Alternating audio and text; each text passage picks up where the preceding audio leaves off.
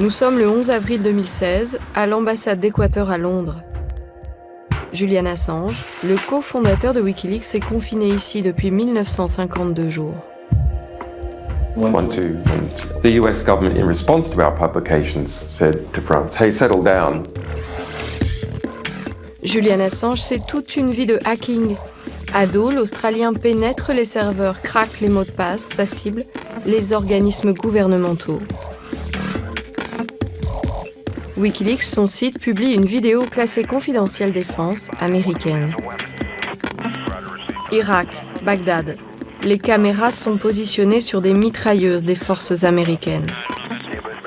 Des civils irakiens, un caméraman, un photographe sont la cible. Dis-moi quand tu les as. Vas-y, tire. Feu à volonté, feu. Continue de tirer. Continue de tirer. Bushmaster 2.6. Bushmaster 2.6. Wikileaks enchaîne et publie 1 demi-million de données confidentielles et 260 000 câbles diplomatiques américains. Pour la Maison-Blanche de Barack Obama, c'est Wikileaks l'ennemi. Ces publications ne représentent pas seulement une attaque contre les intérêts diplomatiques américains, elles représentent aussi une attaque contre la communauté internationale. Je dois dire que les révélations faites par Wikileaks et tous ces documents sont extrêmement embarrassants pour les États-Unis. Wikileaks publie d'autres documents top secrets de la NSA, les écoutes téléphoniques de chefs d'État. Parmi eux, la chancelière Angela Merkel en Allemagne et l'Élysée en France. Il est inacceptable que 3 présidents de la République, M. Jacques Chirac, M. Nicolas Sarkozy, M. François Hollande, aient été écoutés, y compris dans leur conversation privée. Le président Obama a pris des engagements très clairs dans sa conversation, dans sa discussion avec le président François Hollande. Retour sur ce jour de 2015 où la France apprend que les États-Unis écoutent l'Élysée. There was considerable fear within the Elysee that this would build up to such a crescendo where something would have to be done as a significant, at least symbolic gesture. For example, giving Edward Snowden asylum or me asylum or expelling the US ambassador. That actually would have been very normal, considering they were spying on the French presidencies. And you could see a political mood developing for that to happen. Le président français va réagir pour défendre sa souveraineté. Snowden et Assange seront accueillis en héros dans l'Hexagone. Mais ça, c'était le rêve des lanceurs d'alerte, pas la réalité.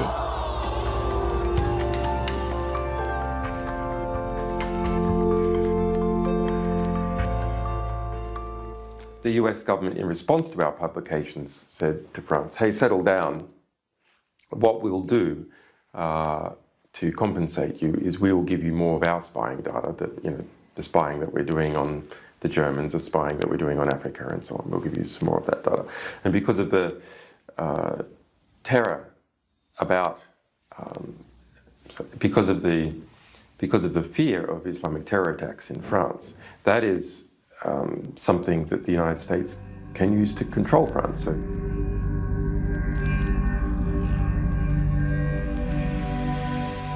So yes, we spy on your presidents, and even more importantly, we spy on the vast majority of French industry, intercepting every contract. But look, if you complain about it, we can stop feeding you information, and then there'll be more terrorist attacks in France. Or on the other hand, if you're a good boy, then we can give you a little more. La France terrorisée du 7, du 8,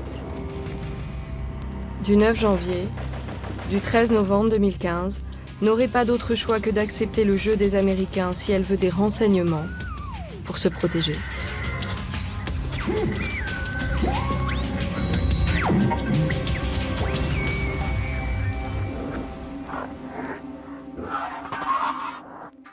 This is a mafia tactic. It's a protection racket. So, well, look, you better pay something to be better pay something to me to be protected. And if you don't, something bad could happen to you. And if you do, something good could happen to you. So it means that, in practice, France is not able to protect its sovereignty from the United States. Et selon les câbles Wikileaks, c'est un président de la République française qui aurait lancé cette grande collaboration sur les échanges de renseignements France-États-Unis.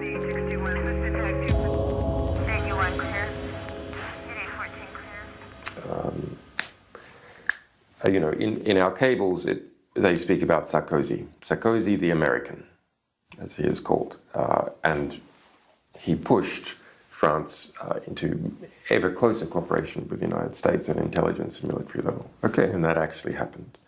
And while France is an independent nuclear weapons country and has its own culture and its own language, which is large enough to be something, at the intelligence service level, at the deep state level, there's such a desire for interaction that the exterior culture is not able to properly manifest itself.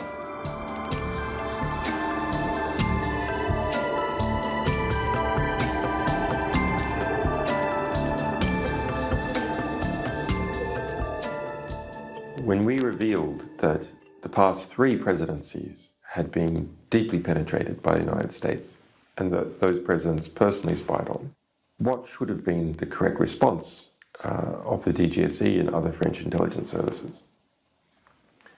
It should have been to come immediately to us and say, do you have more? Can you explain more? Do you know anything else that will help us understand how we failed in our job to protect the president from US spying? That didn't happen.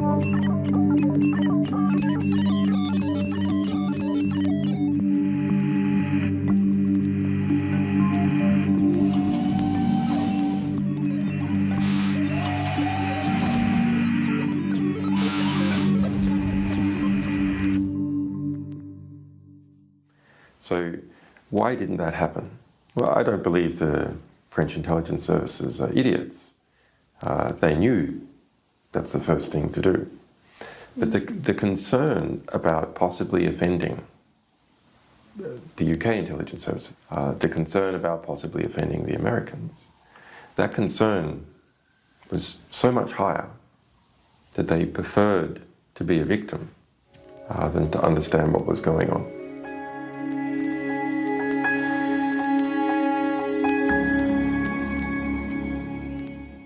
We have quite a bit more that has not been published yet.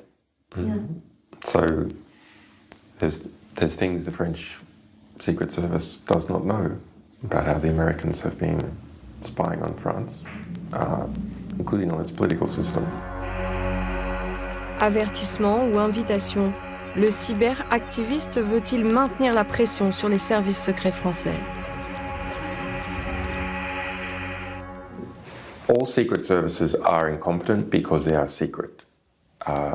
Secrecy breeds incompetence because you can't have a proper competition and see which moves are good if everything's conducted in secret.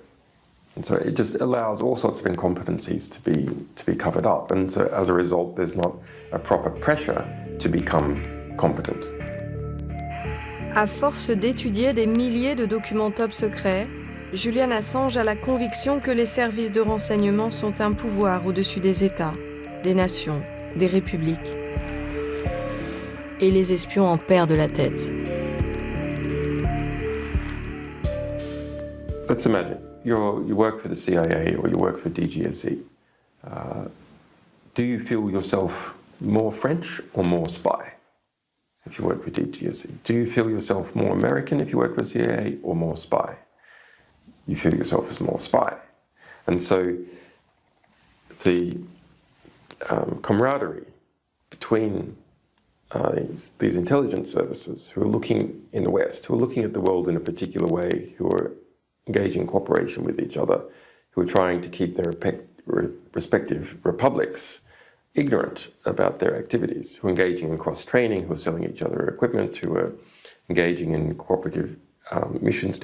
they feel that they are part of the one system, the one group of people.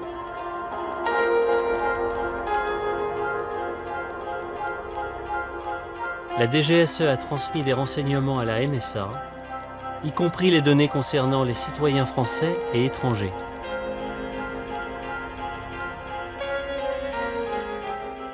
There is a market in spies, okay, but it's a very bad market. What is the market? Well, different individuals, private organizations, and government organizations say, hey, I can help you understand the world. You give me money, I'll go out, find out what's really happening, tell you who's doing it, who's not doing it, maybe make a plan of action, and in this way understand the secretive world. Okay, so all the people who say that they can do that are in some kind of competition, and the French government can't go everywhere. It can go to DGSE, it can go to private contractors, it can try and encourage the Americans to give it some information, and the British as well, and some other states. Okay, so that's the market. Now let's imagine you want to go and buy some intelligence or conduct intelligence operation. Who do you go to? Where are all these reviews of all the different intelligence operations and all the different intelligence services and how much they cost and what you get for your money and so on? They don't exist. And because they don't exist, you have a very bad market. Exactly the same as if you were going to buy a car, but all the reviews of all the cars were secret and you didn't even know half the cars that existed. And when people had a car crash in a particular car because of some mechanical failure, the investigation was all kept secret. The fact that some cars had even crashed or their engines had exploded, you didn't even know because it was all kept secret. So that's what produces the current intelligence system that we have in almost every country. Deeply incompetent, deeply expensive. Exemple, mai 2013, Hong Kong. Edward Snowden, le lanceur d'alerte, est réfugié dans un hôtel avec des journalistes. Jour après jour, il révèle la globale surveillance de son ex-employeur, la NSA, sur le monde.